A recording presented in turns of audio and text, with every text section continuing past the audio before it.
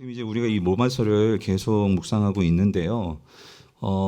전에도 말씀드렸지만 로마서는 교회사 속에서 많은 신앙의 인물들, 또 교회사적인 인물들, 루터나 또 이 어거스틴이나 뭐 여러 많은 신앙의 그 선배들이 이 로마서를 통해서 회심도 하고 은혜도 하고 그런 영향을 끼친 그 말씀이 로마서입니다. 근데 우리가 좀 다시 한번 이런 질문을 좀 해볼 필요가 있을 것 같아요. 뭐냐면 우리가 구약도 구약이지만 이제 직접적으로 우리가 믿는 종교가 뭐죠?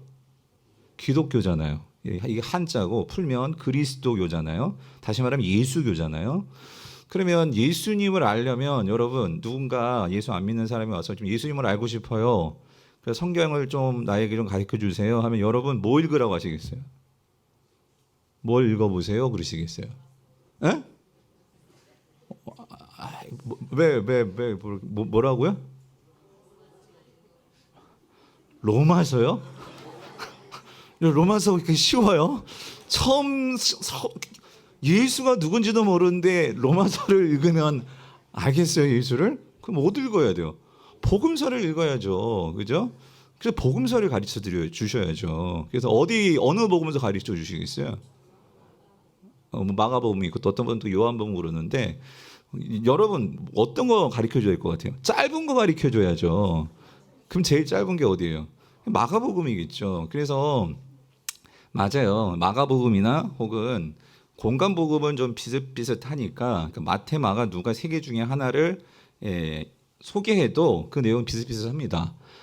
세상 사람들이 읽을 땐 말이죠. 우리는 이제 거기서 차이점들을 볼 수 있겠지만 그래서 제일 쉬운 쉽다고 하긴 그렇지만 제일 짧으니까 마가복음을 선택해서 읽어보라고 할 수 있을 거예요. 그런데 조금 더 깊은 예수님에 대해서 소개하고자 한다면 요한복음을 소개할 수 있겠죠. 그래서 우리가 예수님이 누군지를 알려면 이 복음서를 읽어야 돼요. 그리고 예수님이 직접 복음서에서는 누가 얘기해요? 누가 직접 얘기해요? 예수님이 직접 말씀을 하세요. 근데 그 예수님이 누구세요? 하나님이시잖아요. 그러니까 이렇게 생각해 보면 그냥 아주 그냥 좀 단편적으로 생각해 보면 솔직히 복음서가 더 우리 기독교인들에게 더 중요할 것 같아요. 예수님이 직접 걸어 다니시고 예수님께서 직접 말씀을 하시고 예수님께서 가르쳐 주시니까 그러니까 얼마나 이 복음서가 더 중요하지 않겠습니까? 그런데 교회사 속에서 이렇게 은혜를 받고 회심을 하고 한 그 성경책을 고르면 그게 복음서가 아니고 뭐라는 거예요? 로마서라는 거예요. 여러분 전 이게 이상하더라고요. 여러분 이상하지 않아요? 왜 로마서일까? 여러분 왜 로마서일까요? 왜? 그래서 사실 그래요. 복음서는 그러니까 예수님이 이 땅에 와서 어떻게 오셨고 또 무슨 일을 하셨고 또 무슨 말씀을 하셨고 그런 면에서 어떤 면에서는 엄격하게는 말할 수 없겠지만 그래도 엇비슷하게 우리가 전기라는 이 문학 양식이 있잖아요. 뭐 우리 위인전 이런 거 있잖아요.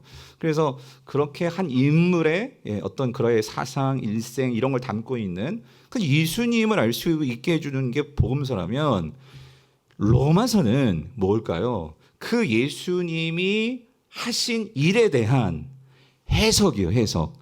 그 예수님이 십자가에서 죽으시고 부활하신 그 사건이 오늘 우리 자신에게 뿐만 아니라 이 온 피조 만물 이 세상에 어떤 결과를 가져왔는지 어떤 영향을 주는지 이거를 설명해 주고 해설해 주는 게 뭐예요?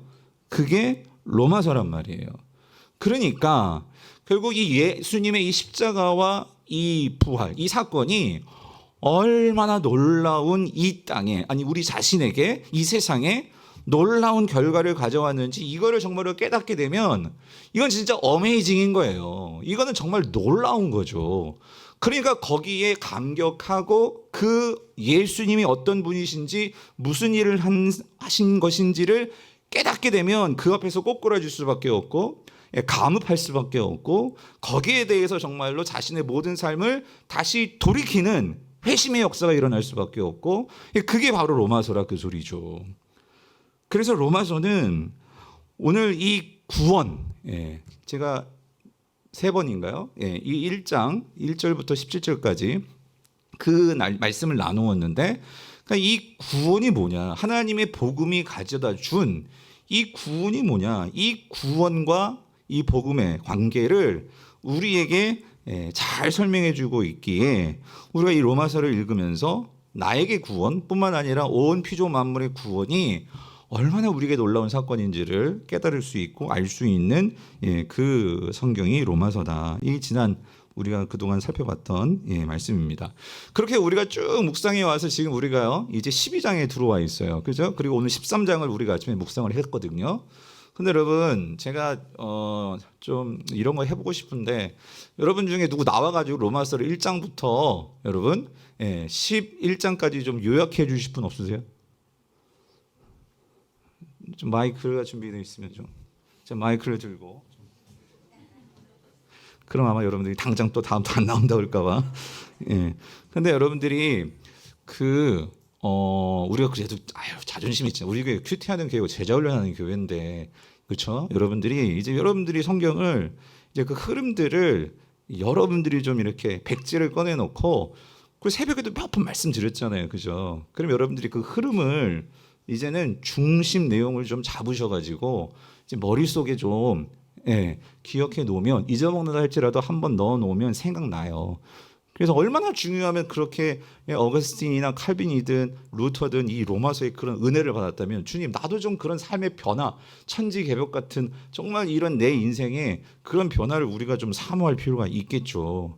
자, 그래서 로마서를 우리가 좀 잘 이해했으면 좋겠는데 자 이렇습니다. 로마서를 크게 두 부분으로 나누면 어떻게 나올 수 있다고 그랬죠? 1장부터 몇 장까지? 11장까지. 그죠? 그리고 이제 12장에서 16장까지. 이 크게 두 부분으로 나눈다면. 그래서 1장부터 11장까지를 크게 보면 여기가 이제 가장 이 복음과 믿음의 관계, 즉 교리적인 부분. 다시 말하면 복음과 구원의 관계. 이거를 우리에게 설명해 준단 말이에요. 그랬을 때 이 교리적인 부분이 이제 11장에서 끝나면 이제 오늘 우리가 봤죠. 12장에서 1장부터 해서 1절부터 해서 이제 16장까지는 그 복음이 우리의 삶에 어떤 영향을 끼치는지, 그러니까 복음에 합당한 삶이 뭔지 그 삶에 관한 구체적인 실질적인 우리의 삶에 대해서 12장에서 16장에서 우리에게 그걸 말씀해 준단 말이에요. 이게 큰 구분. 정리됐죠? 그러니까 교리와 삶 이렇게 정리할 수 있을 거예요. 그런데 이제 1장부터 11장까지를 우리가 다시 요거를 조금 세부적으로 나누면 몇 부분으로 나눌 수 있을까요, 여러분? 세 부분입니다. 세 부분. 어떻게? 몇 장부터 몇 장까지? 1장부터 4장까지. 그리고 5장부터 8장까지. 그리고 9장부터 11장까지. 역시 새벽에 열심히 말씀 들으신 분들은 말씀 묵상하시는 분들은 다른 것 같아요. 여러분이 다 그렇게 되셔야 돼요. 그래서 자 1장부터 4장까지에서 가장 중요한 내용은요. 이게 무슨 내용일까요? 결국 1장부터 4장까지 중요한 내용은 결국 우리의 한계는 뭐냐면 다 죄인이라는 거예요. 죄인. 그래서 우리는 본래 이 죄 때문에 하나님의 뭘 받아야 돼요? 진노를 받아야 돼요. 자, 여러분 성경 1장을 펴보세요. 1장 여러분 다 읽을 수는 없고 그냥 제일 중요한 것만 이렇게 부분 넘어갈 건데 우리 1장 여러분 18절을 보세요.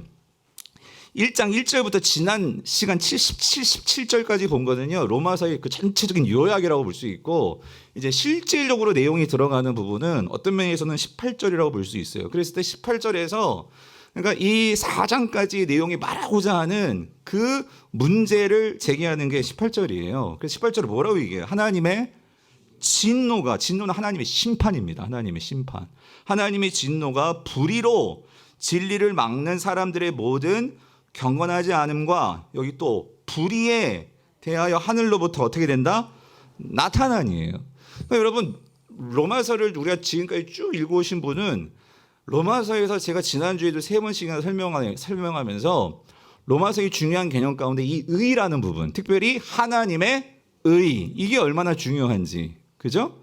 그러니까 결국 왜 하나님의 의가 중요하냐면 우리에게는요, 우리는 불의해요, 불의.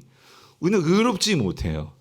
그랬을 때 의롭지 못하다는 것은 여러분 왜 우리의 불의가 진리를 막습니까? 그러니까 불이라는 것은 결국 우리가 하나님과의 관계가 끊어진 거예요. 왜? 우리가 독립선언했죠. 하나님한테. 하나님, 나 하나님 필요 없어요. 나 혼자 살 수 있어요. 이 세상에 돈만 있고 권력만 있고 이 세상에 좋은 거 가지면 하나님 없이도 난 살 수 있어요. 이게 사실 어떤 면에서 우리의 죄성의 본질이죠. 우리가 예수님 믿어도, 여러분 한번 잘 생각해 보세요. 예수님 믿어도 저도 그렇고 여러분도 그렇고 우리는 그냥 놔두면은요, 하나님께 우리의 삶이 기우기보다는 우리는 그냥 나 자신의 편함과 나 자신의 중심과 나 자신에게 모든 것이 그냥 흘러가게 되어 있어요. 맞죠? 아닐 수도 있겠지만 여러분, 저는 그렇더라고요. 그런데 그렇기 때문에 우리는 이 불의한 상태로서는요, 결국 하나님과의 관계가 끊어진 사람들은 영원히 하나님 없이 살게 되는, 여러분, 그것이 어디예요? 지옥인 거죠. 우리는 하나님의 그 진노, 이 심판을 받아 그 지옥에 빠져서 영원히 하나님과의 관계 없이 그렇게 살다 정말 비참하게 살아갈 수밖에 없는 존재가 우리의 실존이란 말이에요. 그렇죠? 그게 우리의 상태인데, 그런데 어떤 일이 벌어졌어요? 그래서 1장에서 4장은 이러한 상태인데 하나님의 놀라운 의의가 우리에게 나타났다, 그 소리예요. 그 소리는 하나님의 놀라운 의의라는 건 뭐냐면, 아주 간단하게 말하면 하나님과 우리의 관계가 다시 회복이 되었다, 그 소리잖아요. 그렇죠? 어떻게 회복이 되었냐고요. 그게 가장 중요한 말씀이 3장이잖아요. 3장 23절 같이 읽어볼게요. 23절 22절부터 보겠습니다. 시작. 곧 예수 그리스도로 믿음으로 말미암아 모든 믿는 자에게 미치는 뭐요? 하나님의 의인이 뭐요? 차별이 없느니라. 그래서 여러분, 순서는 우리가 로마서에서 볼 수 있어요. 이게 무슨 말이냐면 1장 우리가 16절에서도 맨 처음에 아예 복음이 하나님의 능력으로 나타나는데 먼저는 누구? 유대인에게요. 그리고 누구? 헬라인에게로다. 여기 보면은 하나님께서 구약에서 누굴 먼저 선택하셨어요? 이방인? 아니, 유대인. 그렇잖아요? 그런데 지금 상황에서 보면은, 로마서에서 상황에서 보면은 하나님이 누구는 버리고 유대인은 버리고 누구를 선택하신 것 같아? 이방인들을 선택하신 것 같은 이 상황이 지금 로마서의 상황이란 말이에요. 그런데 바울이 궁극적으로 말하고자 하는 것은 오늘 3장 21절. 하나님의 의에는 22절. 뭐가 없다? 차별이 없다. 유대인이나 헬라인이나 순서는 있을 수 있는데 차별이 없다. 여러분, 이거를 잘 이해하면은요, 여러분, 이겁니다. 남자와 여자에 있어서 그 기능은 차이가 있어요, 없어요? 있어요. 그런데 뭐는 없어요? 차별은 없어요. 여러분, 이게 하나님의 질서의 놀라운 기능입니다. 기능. 이거를 이해하면 우리의 삶에서요, 너가 먼저다, 내가 먼저다, 이런 일이 생기지 않는데, 그러면 다 똑같아요? 남자가 여자가 되고 여자가 남자가 돼요? 막 성전을 스스로가 막 그래 되는 거예요? 그럴 수가 없어요.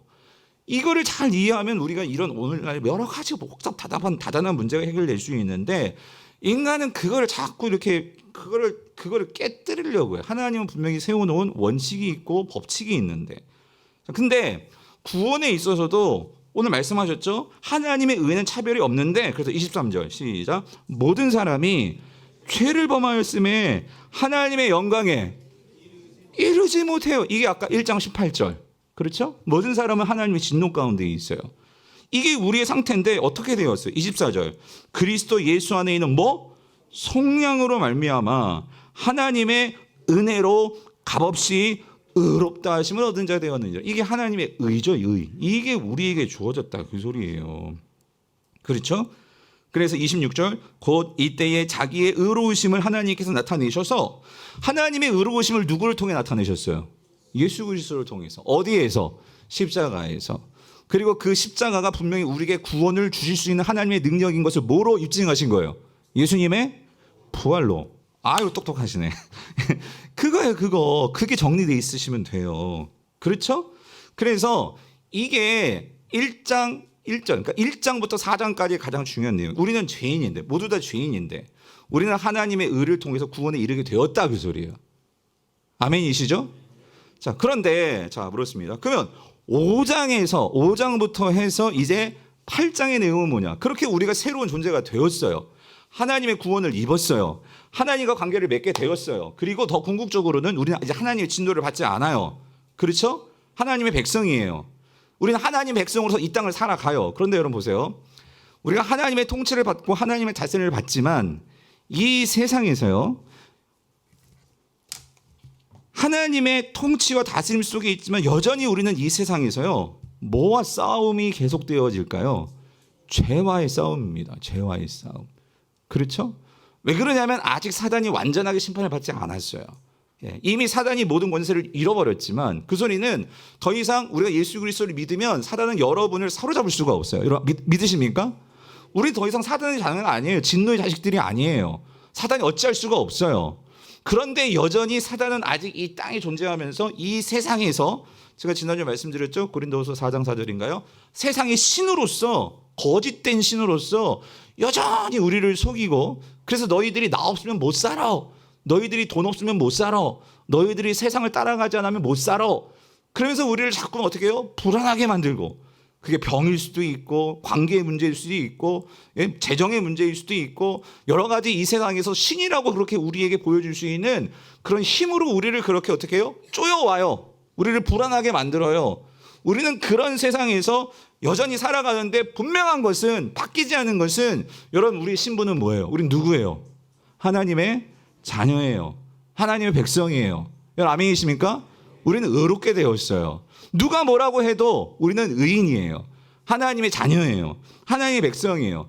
그렇기 때문에 이러한 세상에서 우리가 여전히 끊임없이 이 죄와 사망과, 구약의 배경을 말하면 이 율법과 우리의 행함 사이에서 우리가 이거를 행해야지만, 그래야지만 우리가 하나님께 뭔가 인정을 받고, 그래야지만 우리가 뭔가 구원을 받고, 그래야지만 우리가 더 나아갈 수 있는 것처럼, 그렇게 하나님의 은혜라기보다는 우린 당장 이 뭔가 눈에 보이는 것들, 뭔가 우리가 이루어서 나를 드러낼 수 있는 것들, 이런 것들에 우리가 더 마음을 주고 쫓아가고 그렇게 살기 쉬워요.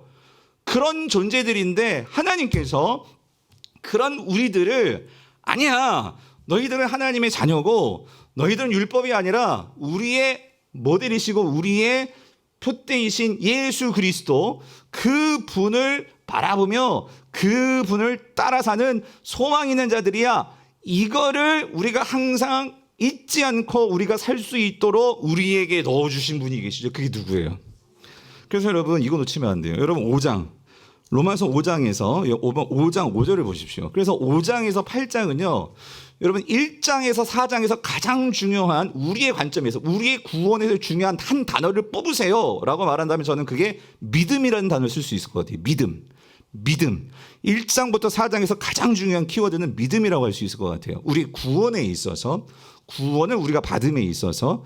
그러면 5장부터 8장에서 우리가 이 땅에서 현재적인 구원, 이러한 삶의 문제들, 삶의 어려움들, 삶의 문제 고난 속에서 우리가 구원을 받기 위해서는, 이건 현재적인 구원이죠. 이미 구원 받았지만, 신분적으로 구원 받았죠.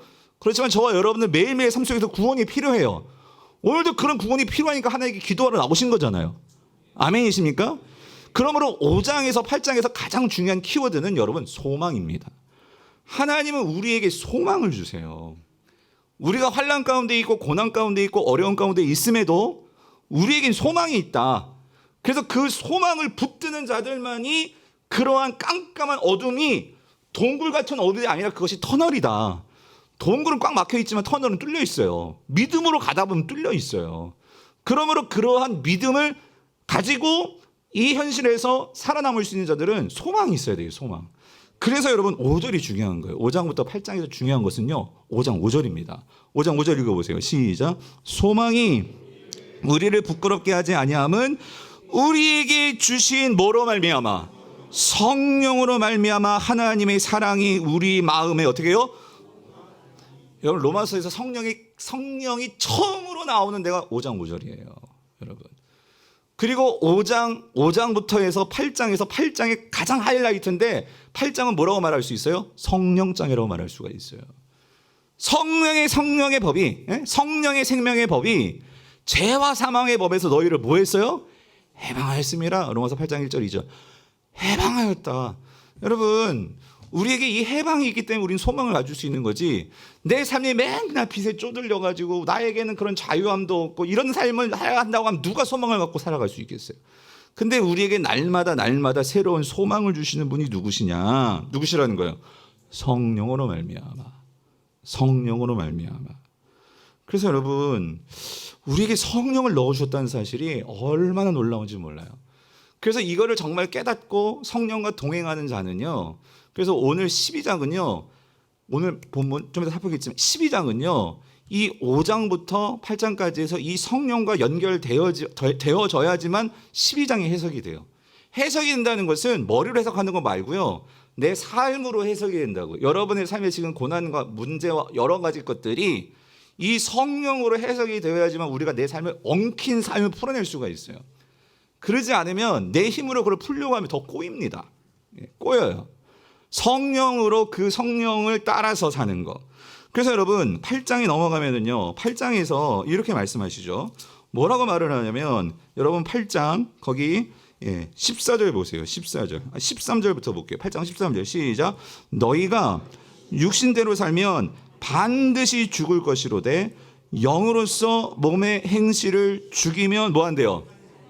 그러니까 이게 무슨 말이냐면, 여기서 육신은요, 그러니까 내 죄된 본성입니다. 그러니까 성령 없이 내가 살아가는 나의 삶의 모든 행태입니다.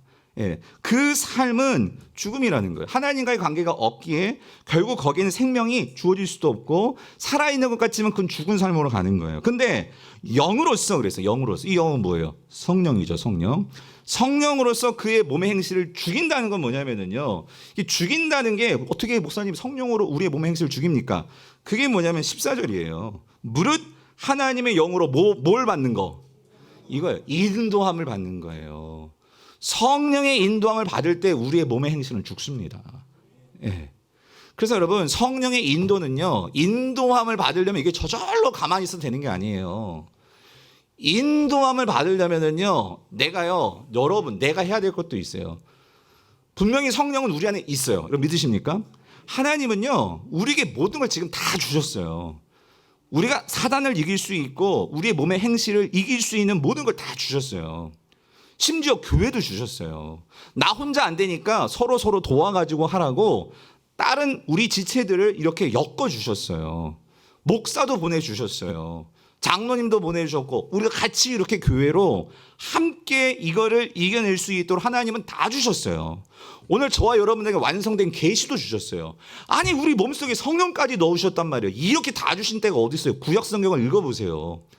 다 주셨는데, 그러면 어떻게 해야 되느냐? 인도함을 받아야 되는데, 그러려면 여기에는요, 뭐가 필요해? 자기 분이 반드시 있어야 돼요. 근데 여러분, 자기 분이는요, 훈련이 필요해요. 많은 성도들이 자기 부인이 그냥 되는 줄 같죠, 여러분? 자기 부인은 훈련이 필요해요.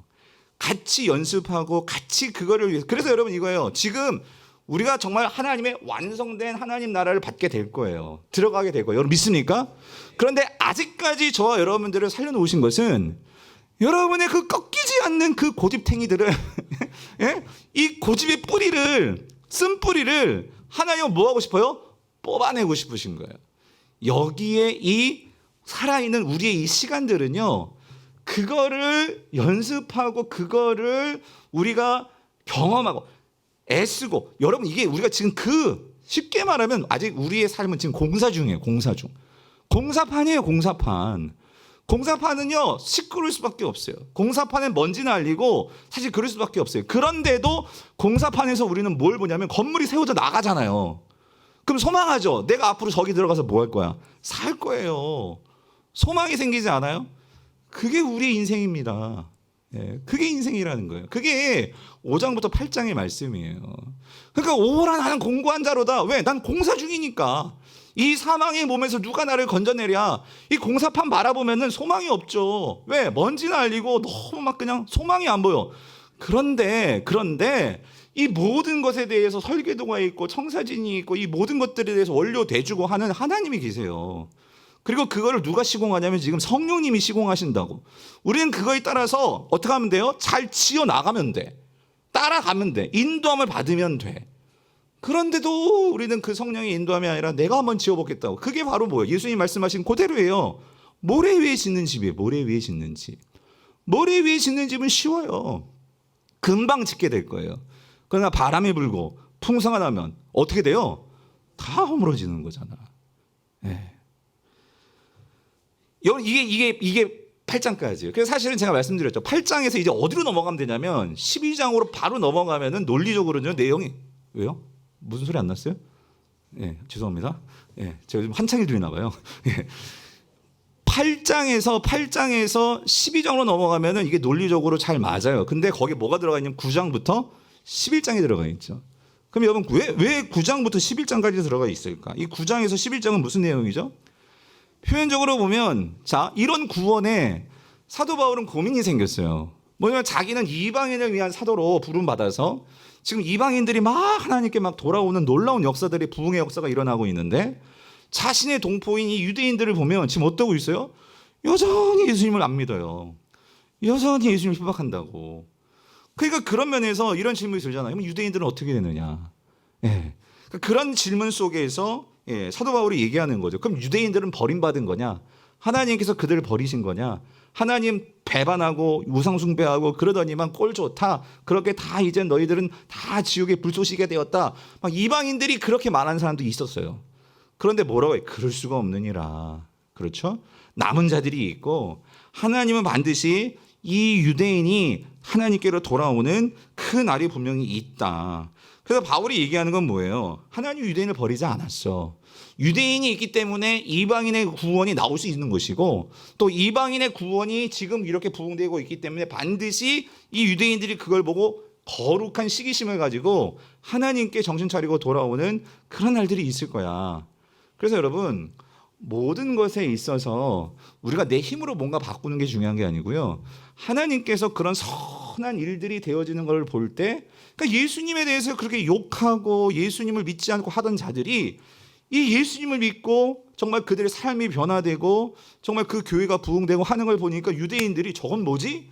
그러면서 그들의 마음이 반드시 돌이키게 되는 그런 일이 있을 거야 라고 말하면서 사도 바울은 뭐라고 얘기해요? 그래서 이 모든 것들이 하나님의 주권 속에서 8장에서는 그렇게 얘기하죠. 하나님을 사랑하는 자들에게는 모든 것이 합력하여서 결국 뭐를 이루어요? 선을 이루게 되는 거야 라고 하는 것이 이제 9장에서 11장에서는 어떻게 유대인들의 이러한 하나님 앞에서의 이들이 지금 이렇게 버림받은 것 같은 그런 모습일지 모르지만 오히려 그것이 이방인들이 하나님께 또 돌아오게 되는 그런 계기를 만드시는 이런 하나님의 놀라운 주권.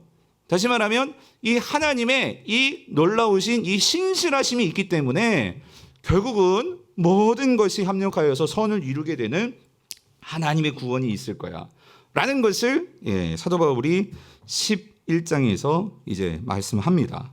자, 그렇게 말씀하고 나서 이제 오늘 12장에 들어오는 거예요. 12장에 들어오면서 뭘 얘기하냐면 이러한 하나님의 구원이란 말이에요. 신실하신 하나님의 구원이란 말이에요. 하나님의 사랑으로 충만한 구원이란 말이에요. 그러므로 이러한 구원을 받은 우리이기에 여러분 우리는 어떤 삶을 살아야 될까요? 복음에 합당한 삶을 살아야 돼. 그 합당한 삶이 뭐냐? 이거를 쫙 설명해 나가시는 거예요. 그래서 여러분 12장 1절을 볼게요. 12장 1절 같이 보겠습니다. 시작. 그러므로 형제들아 내가 하나님의 모든 자비하심으로 너희를 권하노니 너희 몸을 하나님이 기뻐하시는 거룩한 산 제물로 드리라. 이는 너희가 드릴 영적 예배니라. 그러니까 여기 보세요. 그러므로라는 뭐예요? 이게 결론이다 이 소리지. 앞에 이런 것이 있었기 때문에 그렇기 때문에 어떻게 돼야 되느냐? 결론이 이거예요. 너희 몸을 거룩한 하나님의 뭐로 드려라? 산제물로 드려라. 이게 나오는 거예요. 그래서 사도 바울은 또 친절하게 이렇게 얘기합니다. 그럼 그러므로가 뭐냐? 이거라는 거예요. 하나님의 모든 자비하심으로 너희를 권한다. 이 말은 뭐냐면 이게 1장부터 11장까지 압축된 내용이죠. 그러니까 1장부터 11장은 결국 이거 말하는 거예요. 하나님은 사랑이시다. 여기서 자비라는 것은 사랑이에요. 구약어로 하면 헤세드죠. 헤세드. 하나님의 이 헤세드. 하나님의 그 사랑. 그러니까 이 사랑 속에는 하나님의 신실함도 있고 하나님의 자비하심도 있고 하나님의 인내도 있고 이런 그게 헤세드잖아요. 구약에. 예. 그러니까 1장부터 11장까지 우리는 죄인인데 구원 받을 수 없는데 하나님께 다가갈 수 없는데 왜? 우리 하나님 배신해 버렸잖아요. 근데 하나님께서 먼저 다가가 주셨다고. 먼저 모든 걸 내어 주셨다고. 먼저 우리에게 기회를 주셨다고. 그래서 우리를 구원하셔서 이 모든 것들이 결국 뭘 보여주시는 거예요? 하나님의 자비하심, 하나님의 은혜, 하나님의 그 사랑, 그걸 우리가 받은 거예요. 그러면 이거를 내가 정말 깨달아요? 이걸 정말 내가 감사해요? 내가 이걸 제해서 정말 감격해요? 그럼 어떤 삶이 나올 수밖에 없을까요? 나도 하나님을 위해서 이제 뭔가 드리고 싶은 거예요. 여러분, 그게 예배죠. 여러분, 그게 예배예요. 지난주 순모임 이렇게 순장 보고서를 보니까 내가 정말 예수 그리스도를 통해서 뭘 결단하셨습니까? 예? 내가 주님의 제자로서 이제 뭘 결단하셨습니까? 뭐 이런 것 중에 참 제가 은혜 받았던 것 중에 이런 거였어요. 어떤 한 자매가 결혼하고 나서 그러니까 하나님께 정말 이 11조를 드리고 싶은데 근데 남편이 반대를 하니까 11조를 드릴 수가 없는 거예요. 그러면서도 계속 기도했대. 하나님께서 내 삶을 붙들고 계시는데 여기에 대해서 내가 정말 하나님께 감사의 표현하고 싶은데 남편이 그걸 못하게 하니까. 근데 기도를 하면서 남편이 이런 지혜를 주셔서 그러면 우리가 온전한 신비전을 해야 되지만 이 남편은 교회 안 다니고 다니긴 다니는데 믿음이 없어요. 그러다 보니까 이걸 다 이 11조 이게 큰 부분을 어떻게 하나님께 드리냐? 이 반대를 하니까. 근데 이 자매는 하나님께 정말 이 감사하고 싶은 마음이 있는데 못했는데 그럼 이랬대. 그럼 당신이 나에게 그 생활비를 주지 않냐고 이렇게 이렇게. 예? 그럼 내가 거기서 어떻게든지 아껴가지고 11조를 해보겠다. 그 남편이 그건 오케이. 왜? 그건 내가 준 돈이서 자기가 아껴서 한다니까.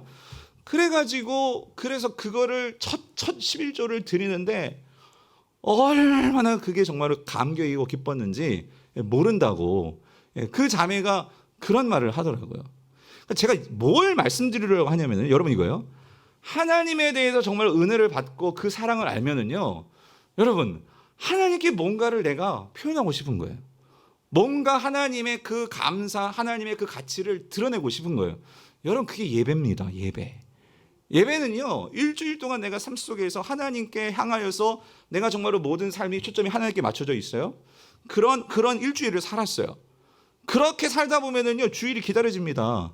왜? 하나님께 찬양해가지고 내가 찬양하고 싶고, 하나님께 헌금하고 싶고, 하나님 위해서 봉사하고 싶고, 하나님 위해서 일하고 싶은 거예요. 그게 기쁨인 거예요, 기쁨. 여러분, 예배는요, 월십, 하나님의 가치를 드러내는 거예요.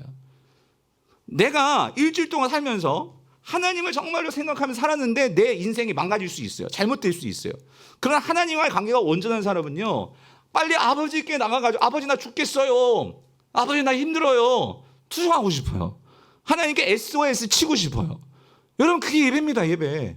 하나님께 나와서 하나님 나의 삶을 건져주시고 나의 삶을 온전케 해주실 분은 하나님밖에 없어요. 여러분 그게 예배입니다. 예배. 여러분이 정말로 세상에서 내 영혼이 꽉꽉 막히고 막 힘들고 어려운 상황이 있는데 정말 하나님을 믿고 하나님을 사모하는 사람은요, 예배 자리가 그리우실걸요? 예? 여기 정경수 집사님 그러셨을 거예요. 그죠? 병원에 입원해 계신 분들은 교회 오고 싶으셨죠, 집사님. 교회가 그리워지고, 예, 가서 하나님께 예배하고 싶고. 그러니까 여러분 이거 보세요. 여기서 사도 바울은요 이거예요. 하나님께서 모든 자비하심을 너에게 줬으니까, 야 너희가 하나님께서 이렇게 해줬으니까 너도 이렇게 되는 거 아니야? 너도 하나님께 뭔가 드려야 되는 거 아니야? give and take 이거 말하는 게 아니에요. 지금 사도 바울이 로마서에서 말하는 거 뭐냐면 1장부터 8장까지 더불어서 9장에서 11장까지 줄기차게 얘기한 건 우리가 뭘 받았는지, 어떤 은혜를 받았는지. 그러니까 이게 깨달아지지 않으면 여러분 우리 하는 모든 봉사와 섬김과 헌금과 이 모든 것들은 율법이 되는 거예요. 율법. 왜? 이거를 해야지만, 그래야지만 뭐 복을 받고, 11조를 안 하면 저주받는 거 아니야? 그러니까 땡겨 먹으면 이거 하나님께서 막 우리 애들 막 시험 떨어뜨리고 막 그런 거 막 불안한 거예요. 이게 무슨 무속신앙도 아니고 여러분, 하나님이 그거 안 했다고 해서 막 폐가 망신시키고 그런 하나님이 아니라, 중요한 것은 정말 하나님을 향해서 내가 어떤 하나님이신 줄 알아서 그 가치를 제대로 내가 드러낼 수 있느냐. 그러니까 사도 바울은요 11장까지 얼마나 우리가 정말 이런 죄인이었는데 은혜를 받았는데 이거를 줄기차게 얘기하면서 여기서 정리하는 거예요. 우리가 이런 자비하심을 받았으니까 우리가 어떤 삶을 살아야 될까? 그래서 말하는 게 뭐예요? 너희 몸을, 그랬어요. 너희 몸을. 집 팔라고 그러지 않았어요, 여러분. 너희 뭐예요? 몸을 어떤 하나님이 기뻐하시는 뭐로 드려? 거룩한 생제물로 드리라 해요. 그럼 여러분 여기서 이 몸은 뭐겠어요? 몸은 너희 몸을 그랬어요. 이건 몸은 뭐예요?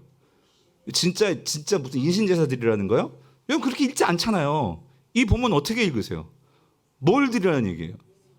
그러니까 우리 몸으로 하는 모든 거예요. 그러니까 거기에는 뭐 물질도 될 수 있고 나의 어떤 삶, 그러니까 나의 전 인격인 거죠. 거기에 나의 말일 수도 있고 나의 봉사일 수도 있고 나의 생각일 수도 있고. 그러니까 이 말은 결국 이겁니다. 구원은 여러분 뭐가 구원이에요? 하나님의 의를 받았다는 게 무슨 의미예요? 하나님과의 새로운 관계가 열린 거잖아요. 그러면 여러분 우리의 모든 삶은 하나님과 떨어질 수가 없어요. 여러분이 시간 쓰는 거, 돈 쓰는 거, 생각하는 거, 삶는 거, 먹는 거 모든 거 다 하나님 속에 있는 거예요. 그렇죠? 그러면 우리의 몸으로 하는 모든 것은 하나님과의 관계 속에서 아니 여러분 성령이 어디에 계세요? 여러분 성령이 어디에 계세요? 내 속에 계시잖아요. 그러니까 이제 나는 곧 누구 거예요? 하나님 거예요. 그러니까 나는 하나님과 하나예요. 그래서 하나님께서요 원하시는 게 그거예요. 여기 몸을이라고 할 때는요 결국 하나님은 우리의 모든 삶과 함께하기를 원하시는 그 하나님을 내가 느껴야 돼요. 그래야지만 하나님이 얼마나 나를 사랑하시고 여러분 이게 안 느껴지면은요 우리는요 이 세상의 생각에 사로잡혀서 이런 거예요. 하나님께 이런 거 드린다고 하나님이 기뻐하실까? 막 교회에서도 막 몇 천억 막 몇 억을 하면 큰 거고. 근데 예수님도 그러셨잖아요. 그 가난한 그 과부가 2렙돈을 드렸어요. 우리나라 말로 한 2,000원 드린 거예요, 헌금을. 여러분 거기에서 다른 얼마나 작은 거예요. 하지만 예수님께서 뭐라고 해요? 그 과부의 생활비 전부를 드린 거야 라고 말씀을 하시죠, 복음서에서. 그러니까 주님께서 말씀하시고 싶은 건 뭐냐면 여러분 우리는요 하나님 앞에서의 어떤 세상의 가치의 양적인 것이 아니고요. 그러니까 그 여인은 정말 그의 전 인격, 주님을 향한 이 모든 삶에 이 몸을 드린 거예요. 그죠? 네. 이 전 인격. 그래서 이 몸을 드리는데 자, 중요한 거예요. 하나님이 기뻐하시는 그런데 그게 몸이 뭐로 드려야 되죠? 뭐로 드려야 되냐면은요. 뭐가 돼야 돼? 제물이에요. 여기서도 여러분 이게 우리가 많이 익숙한 개념이지만 제가 한번 여쭤볼게요. 여러분 산제물이 뭐예요? 단어적으로 보면은 영어 living sacrifice, 그러니까 살아있는 제물이에요. 살아있는 제물. 이 살아있는 제물이 뭐죠? 너희 몸을 그러니까 살아있는 제물로 드려라. 이게 무슨 말이죠?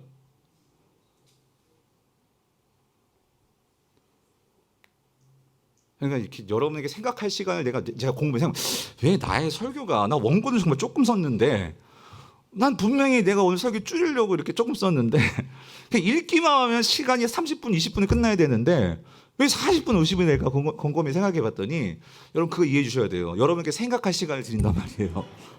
네? 근데 여러분 그게 필요해요. 안 그래요 여러분? 네? 생각할 시간이 있어야지. 내가 여러분이 생각하고 듣고 해야 그죠? 이 설교도 커뮤니케이션이고 그렇잖아요. 선포를 하려면 여러분의 생각이 뭐가 잘못됐는지 아니면 뭐가 부족한지를 알아야 제대로 선포할 수 있잖아요. 그렇죠?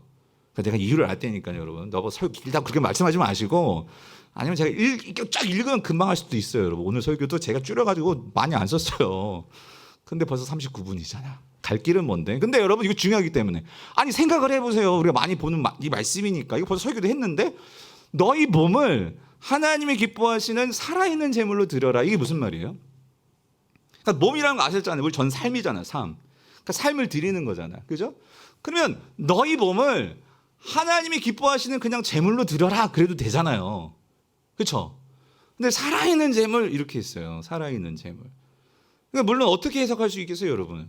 어떻게? 이걸 만약 적용하시면 어떻게 적용하겠어요? 여러분들. 그러니까 여러분 설교 많이 들으셨잖아요. 뭐라고 들으셨어요? 그러니까 우리 모든 살아있는 우리의 삶이 그러니까 내가 시장에서 장사를 한단 말이에요.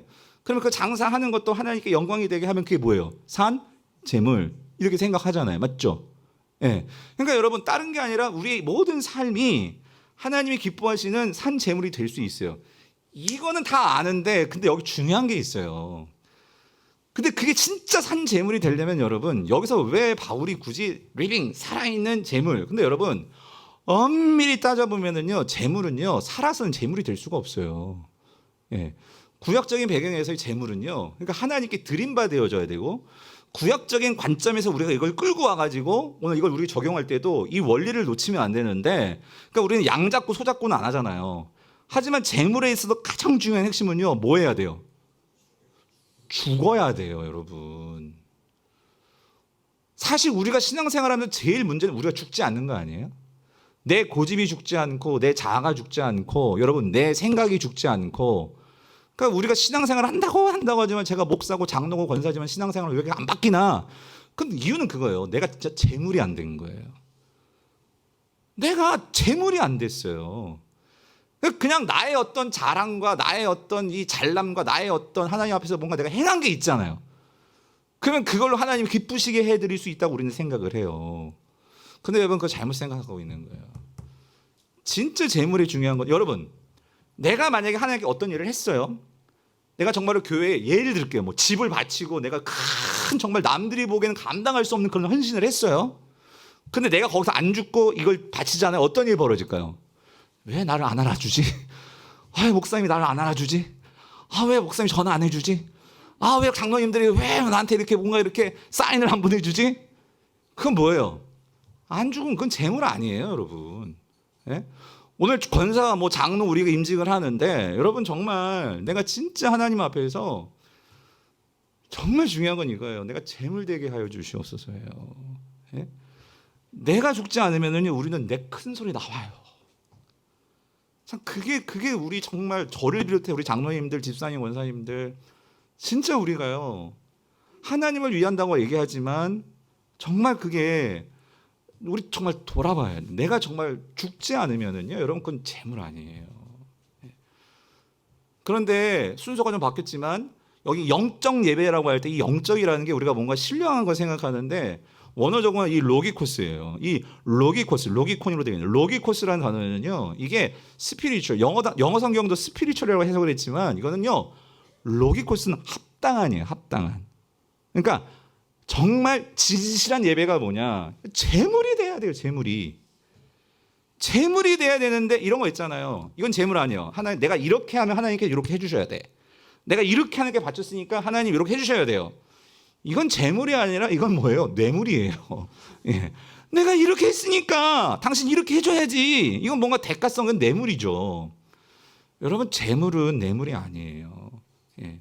하나님께서 내게 베풀어 주신 그 구원의 은혜, 여러분 우리가 임직하는 것도, 여러분 이게 뇌물이 아니라 재물이 되려면, 여러분 정말 우리는 죽기 위해서, 내가 정말 이 교회를 사랑하기 때문에, 내가 성도들을 정말 섬기고, 내가 정말 성도가 아니더라도 내가 예수님을 사랑하기 때문에, 정말 나의 구원을 위해서 정말 헌신해 주신 이제 그 몸을, 이제 내가 좀 철도 들었고, 내가 신앙에 어떤 연륜도 생겼고, 정신 차렸으니까, 경험이 생겼으니까, 깨달았으니까, 회심했으니까, 이제 내가 이제 주를 위해서, 내가 주님을 몸을 위해서, 나를 위해서 살아주신 주님, 이제 내가 주님을 위해서, 여러분 그게 직분을 받는 거예요. 사실 우리가 직분 없어도 주님을 위해서 일할 수 있죠. 하지만 직분은 뭐예요? 책임을 받는 거죠. 내가 그 책임을 우리 성도들이 그렇게 찍어주고 교회에서 임명해 준 것을 잊지 않고 정말 주님의 재물 되어서 내가 그렇게 살겠습니다. 여러분 그게 직분이잖아요. 그런데 여러분 다시, 그러니까 재물은 죽어야 돼요. 근데 여기 사도 바울이 재물 앞에 죽는데 뭘 붙여놨어요? 산 재물이에요. 뭐가 사는 걸까요? 예수가 사는 거예요, 여러분. 놀라운 건, 여러분 성도는요, 내가 죽잖아요. 내가 죽으면 거기서 살아나는 분이 계세요. 여러분 그게 누구일까요? 예수 그리스도십니다. 예수 그리스도. 그래서 여러분 12장 1절은요 주석이 붙어야 돼. 그 주석이 뭐냐면 갈라디아서 2장 20절이에요. 여러분 같이 한번 읽어볼게요. 내가 그리스도와 함께 십자가에, 이게 재물이에요. 이게 재물. 예수님이 십자가에 죽으실 때 바울은 이걸 생각한다. 그래서 나도 죽었다. 나를 주님과 함께 내가 하나님께 제물로 나를 바친다. 예? 이거예요. 이거. 내가 그리스도와 함께 십자가에 못 박혔나니, 그 내가 제물 되니, 이거예요.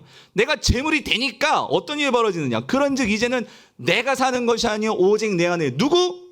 그리스도께서 사시는 것이라. 이게 산 제물이라는 거예요. 산 제물. 내가 죽을 때 예수 그리스도가 내 안에서 드디어 살아나십니다, 여러분. 여러분 속지 마세요. 내 안에서 예수가 살려면 내가 죽어야지만 예수가 내 안에서 산다는 것은요, 꿈틀꿈틀 내 삶에서 예수가 이제 뿜어져 나온다, 그 소리예요.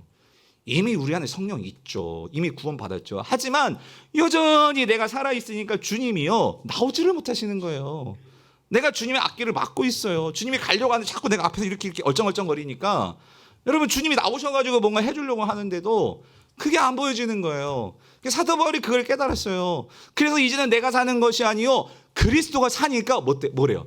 이제 내가 육체 가운데 사는 것은 어떻게? 나를 사랑하사 나를 위하여 자기 자신을 버리신 하나님의 아들을 뭐예요? 믿는 믿음 안에서 하는 것이다. 이게 뭐냐면요, 이게 아까 로마서 12장 1절로 보면은 이거잖아요. 우리가 우리를 거룩한 산 제물로 드리는 것은 왜 그러냐? 우리에게는 하나님의 모든 뭐가 있어요? 자비하심을 우리가 받았잖아요. 그러니까 내가 그 자비하심을 생각하는 게 뭐예요? 그 아들을 믿는 거예요. 아들을. 그 아들은 우리에게 모든 자비하심을 주셨어요. 모든 자비하심을 우리에게 보여주셨어요. 그러니까 여러분, 남들이 뭐라 하고 남들이 뭐라 한다고 거기 여러분, 그건 내가 자꾸 사는 거예요. 그게 아니라 예수 그리스도를 바라보면 바라볼수록 내가 죽을 수 있어요. 하나님이요, 여러분들에게 모든 자비하심을 여러분을 사랑하십니다. 아멘이십니까? 오늘도 어떤 집사님한테 전화를 받았는데 너무 가슴이 아파. 우리 교회 떠난 집사님인데, 여러분 왜 못 돌아오느냐? 자꾸 그 상처받은 거 생각하니까 못 돌아오는 거예요. 네? 그건 뭐냐면은 아직 나를 죽이지 못하는 거예요. 여러분, 우리는 이 세상 살면서요, 끊임없이 사람들에게 상처받고, 목사는 상처 안 받겠어요, 여러분? 저는 뭐 이 교회 떠나고 싶지 않은 그런 생각 안 하겠어요? 여러분, 누구나, 여러분은 안 그래요? 장로님들 여러분 안 그러세요? 내가 정말 신앙생활 하면서 얼마나 내가 정말 떠나야 되나 말아야 되냐, 이런 고민들. 그래서 지금 어쩔 수 없이 떠나오신 분도 계실 거예요. 그 상황 속에서는 그게 가장 지혜이기 때문에 내가 그렇게 해서 그 공동체를 지켜주는 것이 그것이라면 그렇게 할 수 있어요. 그렇게 하면서도 여러분, 우리에게 중요한 게 뭐냐면요, 떠나고 나서도 아니면 있으면서도 항상 우리가요, 내가 죽지 않고, 여러분 사람 바라보면은 그게 계속 나에게 상처가 되는 거예요. 계속 안 보는데도 막 생각나는 거예요. 네. 그런데 사도 바울이 뭐래요? 누굴 믿어요? 나를 믿는 게 아니에요. 누굴 믿어요? 하나님의 아들을 믿는 믿음 안에서 사는 것이라. 그러니까 자꾸 제가 이런 말씀 드렸어요. 집사님, 그거 자꾸 생각하지 말고, 얼마나 집사님과 좋은 신앙의 좋은 동지로 신앙의 좋은 모범을 보이시고 하는 분들이 얼마나 많습니까, 주변에. 그렇지 않아요? 우리 교회도 있고 그 교회도 있고.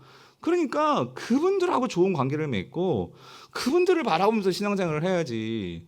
나를 힘들게 하고 나에게 상처 주고 항상 거기에, 사단은요 그거에 집중하게 만들어요. 그거에. 제가 만약에 여러분 그런 생각하고 설교하면은요, 이렇게 설교 마음대로 못해요. 네? 그게 아니라 이 안에 얼마나 좋으신 분들이 있고, 또 중요한 거 여러분, 하나님이 우리 각자를, 우린 다 지금 무슨 중이라고요? 다 공사 중이에요, 여러분. 완성된 사람 아무도 없어요. 저도 마찬가지. 저들 그렇게 좀 봐주세요. 저 아직 공사 중이에요.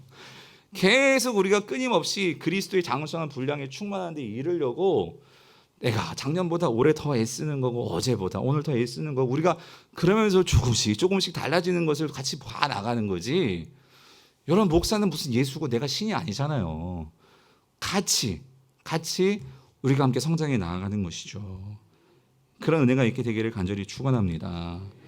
그래서 우리가 하나님께 정말 그렇게 내가 죽고 예수 그리스도가 사는 그렇게 거룩한 산 제사를 드리는 것이 우리가 정말로 합당한, 구원에 합당한 그게 예배고, 그 예배가 합당한 우리의 삶이라는 거예요. 아멘이십니까? 2절과 3절이 있지만 여기까지 할게요, 여러분.